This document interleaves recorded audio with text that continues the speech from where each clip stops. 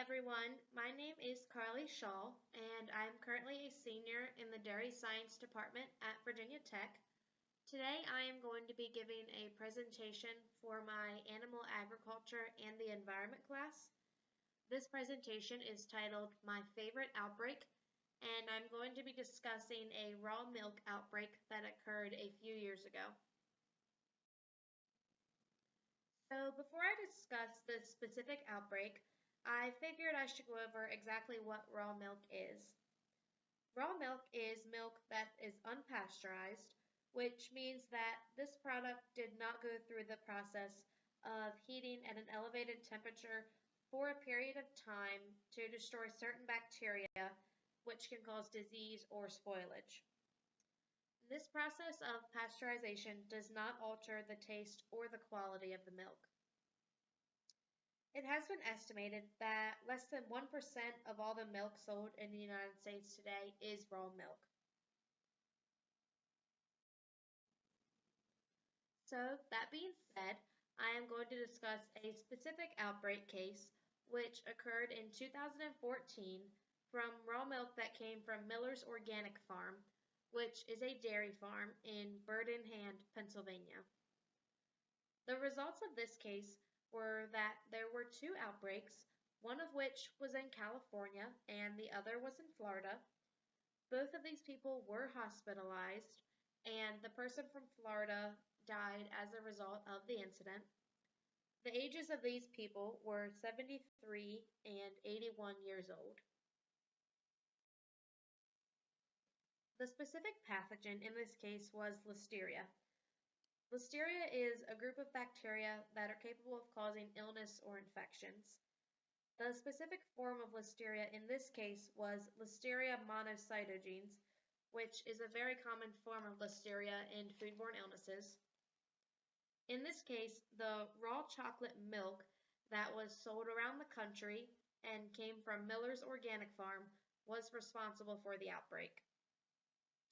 This was discovered from the completion of a whole genome sequencing, or WGS analysis, which was done of the Listeria bacteria in the raw chocolate milk that was consumed. This test and the results showed that the bacteria in the milk was very closely related to the bacteria that was found in the two people who became ill from their consumption of this product. Although the outbreak occurred in 2014, the source was not identified until January 29, 2016. After the whole genome sequencing discovered that the Listeria bacteria was very similar in the raw chocolate milk and in the two cases, the United States Department of Agriculture wanted to inspect the farm as well as their records of sales and their products, but access was denied to them by the farmer.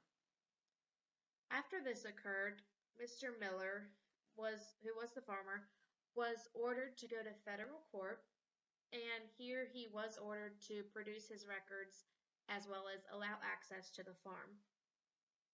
And on the farm, the Listeria bacteria was found and was also closely matched to the other findings of bacteria. Just to add to this, in 2016, officials were still concerned that the contaminated products from the Miller's farm could still be on the market containing this bacteria.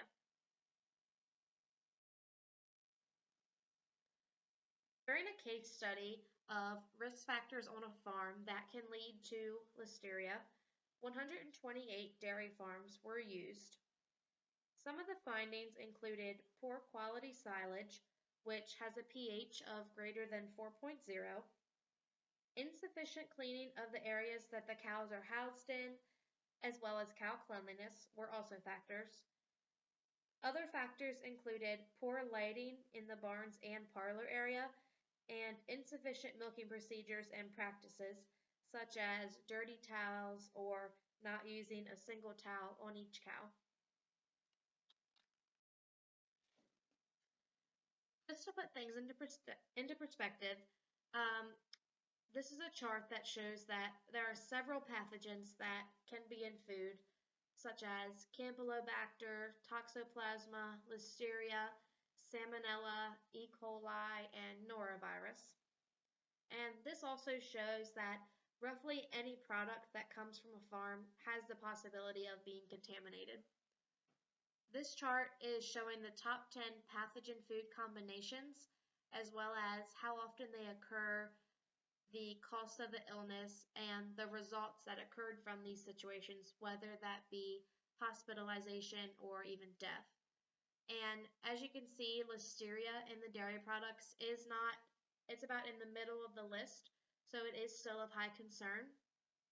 As well as this shows that the poultry, pork, and beef products, which are all things that are consumed daily by most Americans, can also contain some pathogens. So this just goes to show that no matter what people are consuming, they need to be aware of what could be in it and the risk that they are taking on. This next slide discusses, should I drink raw milk? This is a major hot topic today on whether people should be drinking raw or pasteurized milk. While there are opinions on both sides of the spectrum, there are also facts. Raw milk is at high risk of contamination.